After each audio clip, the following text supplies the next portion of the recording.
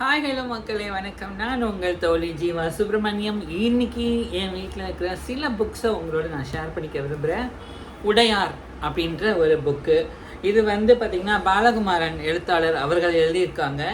இதில் மொத்தம் 6 பாகம் இருக்குது. 6 பாகமுமே வந்து என்கிட்ட இருக்குது. ரொம்ப அருமையான புக்ஸ். இது வந்து டைம் இருக்கும்போது கொஞ்சம் கொஞ்சமாக படிச்சுட்டு இருக்கேன். படித்து முடித்தவொடனே இதை பற்றி நான் மொத்த ரிவ்யூவும் நான் கொடுக்குறேன். ரிவ்யூ சொல்ல முடியாது, இதை பற்றி நான் உங்ககிட்ட ஷேர் பண்ணிக்கணும். இந்த மாதிரி லெஜண்ட் எழுத்தாளர்களை ரிவ்யூ பண்ணுறதுக்கு நம்ம யார்? அவங்களோட அந்த எழுத்துக்களை வந்து என்ன கதை என்ன விஷயன்றதை முழுமையாக நான் படித்து முடிச்சுட்டு உங்ககிட்ட நான் சொல்கிறேன். ரெண்டாவது, போர் தொழில் பழகு அப்படின்னு புதிய தலைமுறை அவங்களுடைய ஒரு புக்ஸ். இதையும் நான் வந்து இறையன்பு எழுத்தாளர் எழுதியிருக்காங்க. இதெல்லாம் நான் இப்போ வாங்கினது. படிக்கிறதுக்கும் பாருங்களேன், ஒரு பாட புத்தகம் படிக்கிற மாதிரி ரொம்ப ரொம்ப சூப்பராக இருக்குது.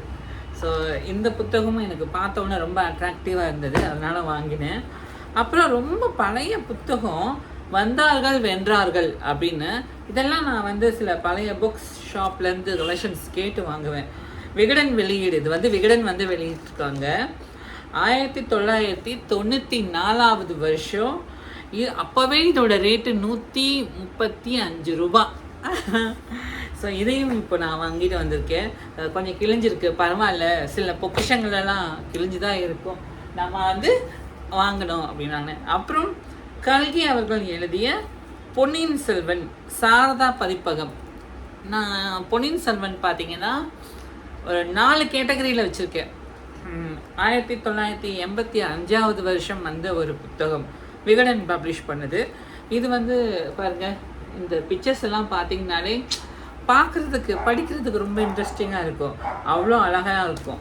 இது வந்து மொத்தம் 5 பாகம் இருக்கு இல்லையா? நான் 5மே வச்சுருக்கேன்.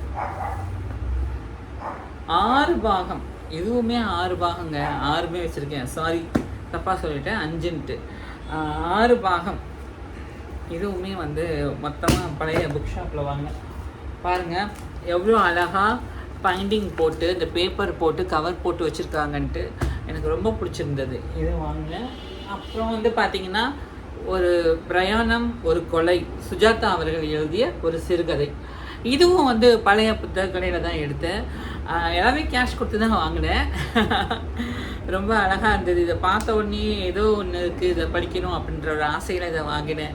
ஸோ நீங்கள் யாரெல்லாம் இந்த புத்தகங்கள் படிச்சிருக்கீங்கன்னு சொல்லுங்கள், ஓகே?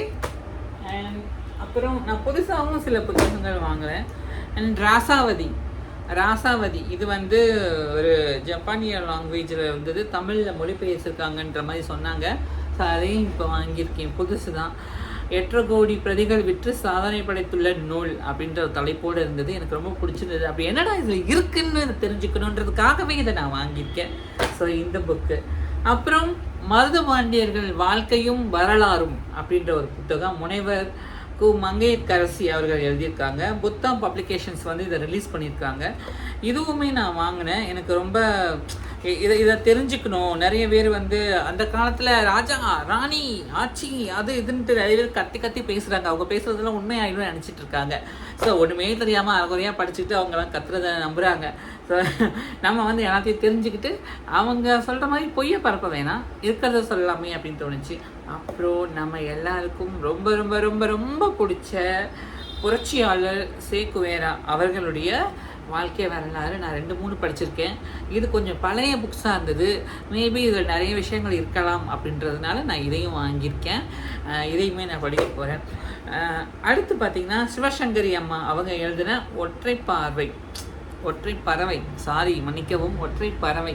இந்த புத்தகம் எனக்கு ரொம்ப பார்த்தோன்னே ஏதோ ஒன்று வாங்கணும்னு தோணுச்சுன்னா, நான் சிவசங்கரி அவர்கள் எழுதிய புத்தகம் 2-3 நான் படிச்சிருக்கேன். ஸோ அவங்க மேலே எனக்கு ரொம்ப ஒரு பெரிய மதிப்பும் அவங்களோட புத்தகங்களை தேடி படிக்கணும்னு தோணுச்சு. ஸோ அதனால் வாங்கியிருக்கேன். நீங்கள் யாராவது சிவசங்கரி அம்மா அவங்க எழுதின புத்தகத்தை படிச்சிருந்தீங்கன்னா கமெண்ட்ஸில் சொல்லுங்கள். அடுத்து மீதி சில கதைகள், அதாவது குழந்தைங்களுக்கானது. இந்த காலத்தில் எல்லாம் யூடியூப், இன்ஸ்டாகிராம் அண்ட் ஃபேஸ்புக்னு ஓங்கிட்டாங்க. ஸோ நீதி கதைகள் எல்லாம் வந்து நம்ம இருக்கும். பாருங்கள். ஃபுல்லாகவே மனுநீதி கதைகள், நீதி கதைகள், தாத்தா வந்து ஒரு குழந்தைங்கிட்ட சொல்கிற மாதிரி, பாட்டி வந்து பேரங்கிட்ட சொல்கிற மாதிரி, இல்லை தெருமுனையில் ஒரு வயசான பாட்டிங்கெல்லாம் உட்காந்து எல்லாருக்கிட்டையுமே ஷேர் பண்ணுவாங்க. அந்த மாதிரியான கதைகள் எல்லாம் இதில் இருக்குது. இதில் படிக்கிறதும் ஒரு அலாதி இன்பம் தான் எனக்கு. அதனால் இதையும் நான் வாங்கியிருக்கேன். அப்புறம் நம்ம ஜெயகாந்தன் அவர்கள் எழுதிய சுய தரிசனம் மீனாட்சி புத்தக நிலையம் வெளியிட்டிருக்காங்க. இதை பார்த்த உடனே எனக்கு ஏதோ இதை படிக்கணுமே அப்படின்னு தோணுச்சு. ஸோ 2001 வருடம் ஏப்ரல் மாதம் ரிலீஸ் பண்ணியிருக்காங்க. அப்போ இதோட விலை 35 ரூபாய். ஸோ இந்த புத்தகமும் எனக்கு கிடச்சிது. ரொம்ப சந்தோஷமாக இருந்தது. அண்ட் அடுத்து ஒரு புத்தகம், இதை வந்து எனக்கு நான் இப்போ ரீசெண்டாக உங்ககிட்ட எல்லாத்தையும் ஷேர் பண்ணியிருப்பேன். அண்ணன் திலீபன் அவர்களுடைய அந்த 12 நாட்கள் களத்தில் இலங்கையை பற்றி அந்த ஒரு அது இப்போ நினச்சாலுமே எனக்கு ரொம்ப ஒரு மாதிரி இருக்குது. அந்த கதையை படித்ததுக்கப்புறம் நான் தேடிட்டு இருக்கும்போது எனக்கு வந்து இந்த புத்தகம் கிடச்சிது. ஐயா திருநாவுக்கரசர் அவர்கள் எழுதியிருக்காங்க. ஃபுல்லாகவே இலங்கையில் நடந்த சட்டம், அந்த ஒரு அராஜகம், அதை பற்றின முழுவாகும் புதிய தேசியவாதம் அப்படின்ற ஒரு புத்தகம். இதை நான் வந்து படிக்கிறதுக்காக வாங்கியிருக்கேன் புதுசாக இப்போது. ஸோ அடுத்து கடைசியாக வந்து சினிமாவை பற்றியும் கொஞ்சம் படிக்கணுமே அப்படின்னு சொல்லிட்டு சில இயக்குநர்களுடைய சுயசரிதைகள் எல்லாம் நிறைய நான் வாங்கி படிப்பேன். ஆமாம், அந்த வரிசையில் விக்னேஸ்வரராகிய நான் இயக்குனர் வெங்கடேஷ் அவர்களுடைய ஒரு புத்தகம் எனக்கு கிடைச்சது. ஸோ இதையும் நான் படிக்கணும்னு ரொம்ப ஆசையோடு நான் வாங்கியிருக்கேன். இதையும் நான் படிப்பேன். ஏன்னா நம்ம சினிமா துறையில் இருக்கோம். எனக்கு எல்லா சினிமா துறையில் எல்லாமும் எல்லாருக்கும் தெரிஞ்சிடணும்னு அவசியம் இல்லை. சில விஷயங்கள் தெரியலாம், தெரியாமல் போகலாம். இவர்களை கற்றுக்கொண்ட விஷயங்களை வந்து நம்மக்கிட்ட சொல்லும் போது நம்ம இன்னும் அதை பார்த்து இன்ஸ்பயர் ஆகி நிறைய விஷயம் நமக்கு தெரிஞ்சுக்கணும் இல்லையா? அதனால் நான் இதை வாங்கினேன். இது வந்து 2016 வருடம் ரிலீஸ் பண்ணியிருக்காங்க. ஸோ அதையும் நான் வந்து உங்ககிட்ட ஷேர் பண்ணிக்கிறேன். அடுத்து ஹெல்த்தியாக இருக்கிறதுக்கு பேலியோ டயட் நியாண்டர் செல்வன் அப்படின்ட்டு ஆதிமனிதன் உணவு முறை அப்படின்ட்டு ஒரு புத்தகம். ஸோ இதையும் நான் வாங்கியிருக்கேன். ஹெல்த்து ரொம்ப முக்கியம் தானேங்க. ஸோ அதை பற்றியும் தெரிஞ்சுக்கலாம் அப்படின்ட்டு இந்த புத்தகம் 150 ரூபாய். நான் இதையுமே வாங்கியிருக்கேன். அதான் அமரர் நான் சொன்னேன், பொன்னியின் செல்வன் 6 அத்தியாயம் இருக்குதுன்னு. நான் உன்னை விட்டுட்டேன் இங்கே இருக்குது. ஸோ இதுதான் மொத்தம் எனக்கு கிட்டத்தட்ட ஒரு 25-30 புக்ஸ் நான் வாங்கியிருக்கேன் இந்த மந்த்து மட்டும். இப்போதைக்கு இது போதும்னு தோணுச்சு. ஸோ இதெல்லாம் படிச்சுட்டு நான் நிறைய விஷயம் அவங்களோட ஷேர் பண்ணிக்கிறேன். அண்ட் இந்த வீடியோக்கெலாம் மைக் இல்லை, ஸோ அட்ஜஸ்ட் பண்ணிக்கோங்க.